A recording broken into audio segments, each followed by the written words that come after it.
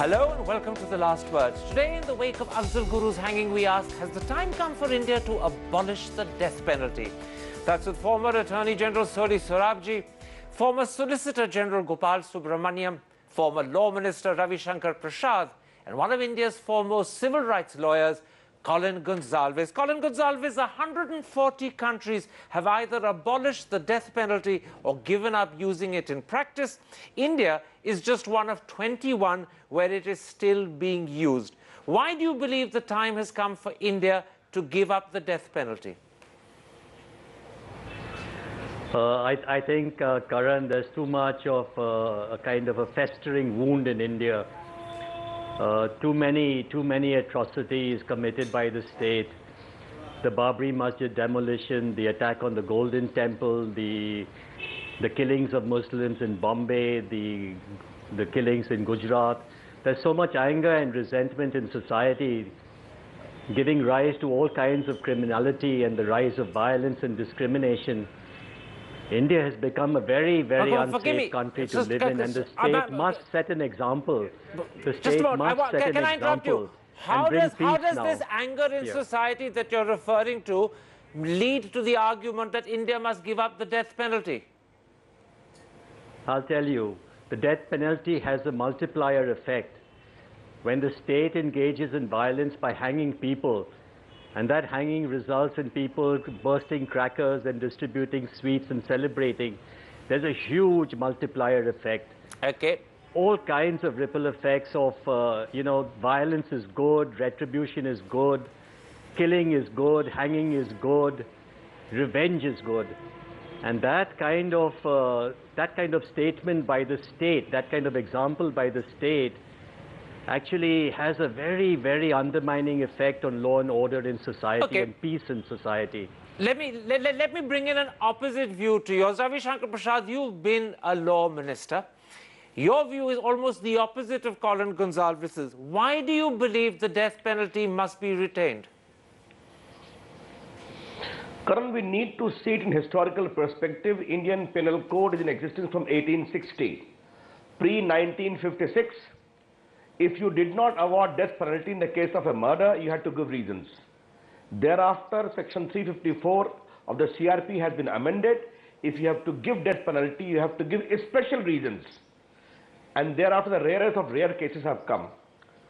In case of death penalty, if given by the trial court, there has to be confirmation by two bench of the High Court, without which it cannot be executed. Intervention by the Supreme Court. We have many judgments over the year of Constitution Bench of 1973, 83, thereafter. And there is a very famous word of Krishna Iyer. A criminal can be swung out of corporeal existence if its crime is against the state and public order. Karan, let me ask you a question today. Is India safer today? Is not terrorism a big threat to India? Someone talks of human rights. What about the human rights of thousands of people killed by terrorists and Naxalites with impunity, without any concern? Therefore, there may have been states who have, but this issue has been debated over the years by the Supreme Court and Laws of India. Law Commission's report are there. Elaborately discussed there. I take your point. And only in the rare of rarest cases, it is sought to be given. And the whole reference to Babri and massacre, there is a law of the land. Let me stop you there. Let me stop you there. I want to bring in a third voice. You're hearing from Ravi Shankar Prasad an argument that in the face of terrorism, you need a death penalty. Otherwise, you leave people unprotected. Soli Sorabji, are there grounds for arguing that the existence and implementation of a death penalty is an effective deterrent for murder, leave aside for terror? Kamal, there are divergent views on this. This is an age-old controversy whether death penalty is a deterrent or not. I think my objections are on two grounds to death penalty: infallibility of judgment and the irrevocability of the sentence carried out. But take a case of a person who admits, not only has he been found guilty, but he admits they did carry out mass murders of the security forces of a particular state because he believes it's a divine mission to do so. is very clear. So there's no question of fallibility. And what do you do with a person like that? There may be attempts to rescue him, hostage bids and other things. So in these exceptional cases, very exceptional cases, where the offense is really against the state, and in that way against the society, I would ask for the retention of the death penalty, but otherwise, the contemporary international opinion, and in many countries, it should be abolished. That's why the Supreme Court has mitigated it by introducing the doctrine of rare cases.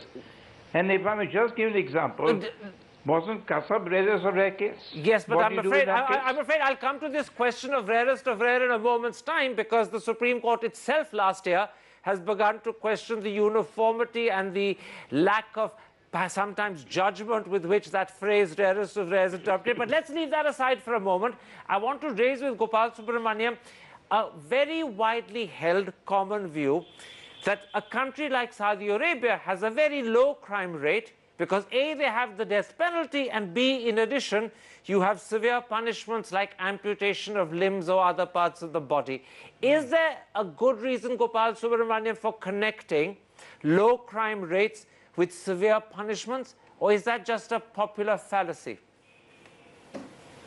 I think it is a popular fallacy, and in fact in India we don't have any statistics at all to show that the imposition of death sentence has necessarily had a deterrent effect. So we don't have any basis at all for making that assumption. In other words, there is no good, adequate proof that the death penalty is a deterrent. No, there is actually no basis at all. The fundamental basis for imposition of death sentence in India is based on 4 factors. The first is the seriousness of the offense. The second is the harm which is caused.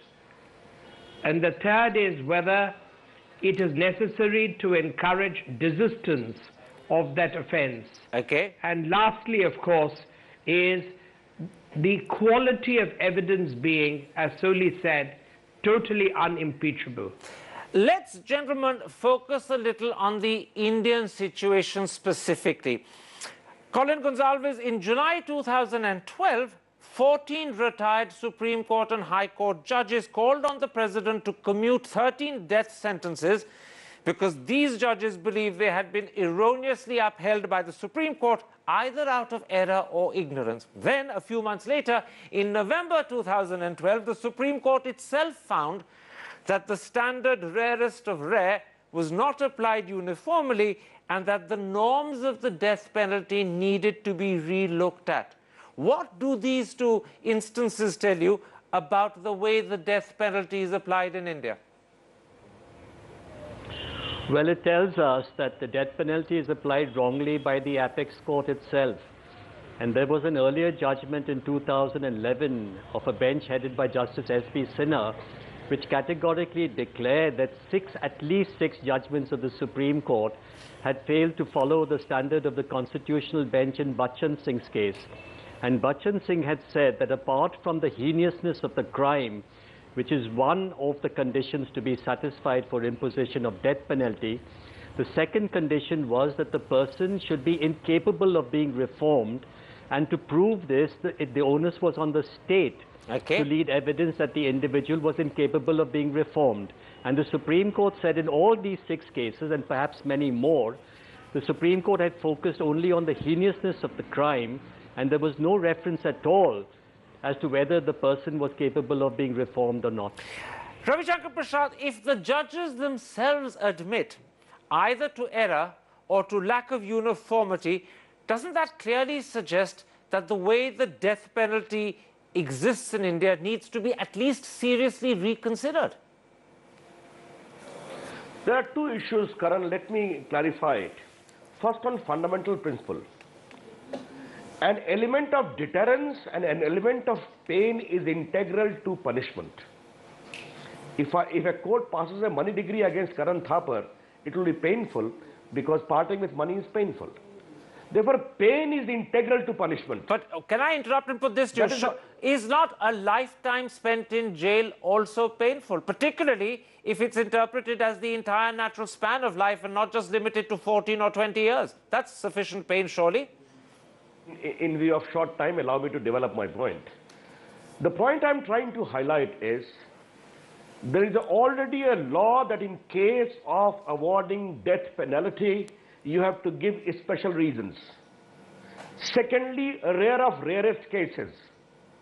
Hierarchy of judicial process from trial court to high court to Supreme Court to review to rectification, all taking a call on the various analysis of the evidence and the nature of punishment granted.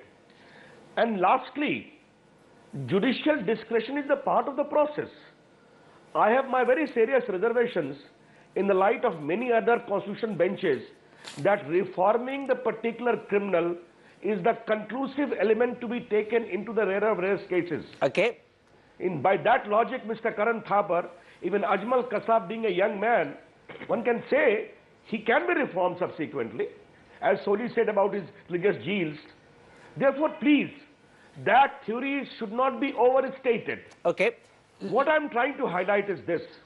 I know people have divergence of opinion, but what is the last word? The last word is the law-making process and law-determining process by the apex court of the country. And if the apex court of the country in the last 25 years had given series of judgments, surely some element of discretion will have to be there. Let me bring in Soli. Can I stop you there, because I want to build on the point you're making by getting a contrarian view. Soli Sorabji, you were justifying a moment ago the implementation of the death penalty in the rarest of rare cases, and you brought up, in fact, Ajmal Kasab as an example. Why would an entire life spent in jail not be sufficient punishment even for what Kasab did? After all, that young man would then have had to spend perhaps as much as 60 years in jail. That is a daunting prospect for anyone, and sometimes a much worse prospect than facing the hangman's noose. No, Karan, I don't think so. Sometimes a man may feel, as I told you, take a hypothetical case, Kasab was just an instance. A man is convinced it's a divine mission to kill the security forces of a state he regards as very anti-people or evil. There's no question of reformation there. He says, if I get a chance, I'll do it again. I'm duty-bound to do it. I'm divinely ordained to do it. So where's the question of, there's a fallibility of human judgment goes out? Where's the question of reform there? Can I interrupt? Can I interrupt? Yeah? You're premising your argument on the assumption that if I get a chance, I'll do it again. But if he's stuck in jail for the rest of his life, he'll never get a chance to do it again. So does that ground really hold up? How do you think there won't be a bid to rescue him? And some people may be taken hostages? Do you know the other consequences that will follow? Let me put that to Gopal And your Subramaniam. assumption... Yeah, sorry, finish. Please finish. No, that's all right. Carry on. Gopal Subramaniam, do you believe that one reason why the death penalty in the so-called rarest of rare cases, particularly the sort of example Soli Sorabji is discussing about a man who has a divine mission to kill, a sort of Indian Anders Breivik, that the reason you need the death penalty is because the Indian state is ultimately so weak, it gives in under pressure, under crisis, as happened in the Kandahar hijack, and situations will be created where people will be released in return for hostage taking. That's why you need the death penalty, to ensure that never happens. Absolutely. I think the Kandahar example which you gave is an outstanding example. Suppose somebody gets into a plane and shoots passengers freely. I think a case for death sentence can be made out. And we must also understand that death sentence is intended to be given to certain classes of offences. Okay. Take the case of an offence which is like waging war against a country. Take the case like, as I said, the Ajmal Kasab case, where you have numerous people in a platform, railway platform, who are just getting into a train, shot dead. You have children, women, and there's mindless violence. Now, these are cases where I think death sentence is possibly the only appropriate solution. Let's take a break and come back and ask if that argument actually holds up, or is there a moral counter which says human beings can't confer life They therefore don't have the right to take life. And let's try and raise this discussion beyond legality, beyond practicality, to the moral issue that it actually is. That's in a moment's time. Join me after the break.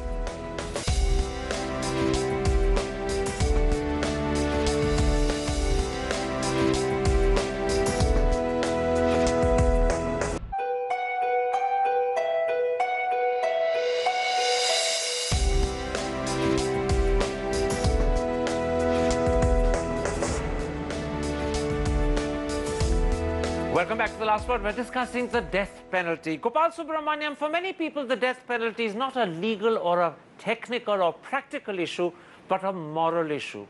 Do we as human beings have the right to take another human being's life?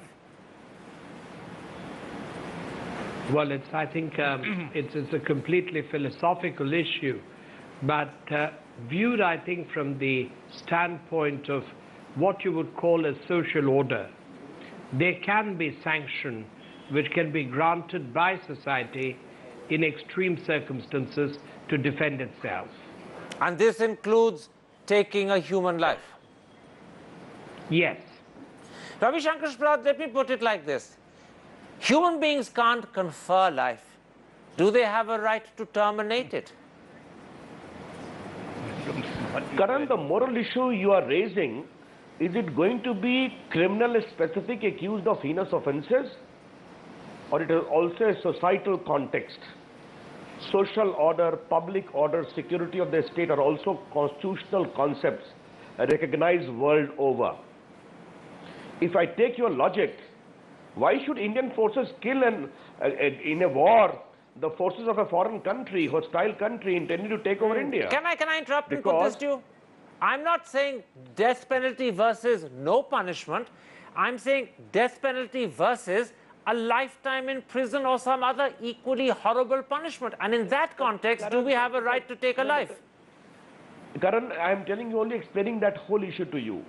How does society for the last hundreds and thousands of years, civilized society has grown? If you commit a crime, if it is a heinous offense, the justice administration system must be open, fair and transparent, where correction takes place at many stages. And ultimately, there has to be a finality coupled with the plea of pardon to be exercised by the head of the state. This norm is a constitutional norm based upon the rule of law, which the human mind has ultimately achieved for itself over the last so many years. And therefore, we need to be proud of that. And last issue is very important. Sorry, Sarabji, there are some people... I would like to... Only one point, if I can just add here. Very quickly. Just to develop Gopal's point, can we be completely unaware to the realities of contemporary life? If one is kept in jail for years together, you are going to bring in further tremors and trouble and terrorism sponsored to the society also. Except we are sliding back into technical and practical issues. I wanted to raise it to the moral issue, which I think is an important concern. Soli Sorabji, there is a view that the death penalty conflicts and violates the right to life guaranteed by the Indian Constitution. How do you respond to that view? Now I'm taking the moral issue. Self-defense is a well-recognized concept in all civilized jurisprudence. Of course, in self-defense, you must not inflict disproportionate or excessive force. But if a man is charging against me with a sword or with a machine gun, he hasn't given me life, true, but I have a right to defend myself.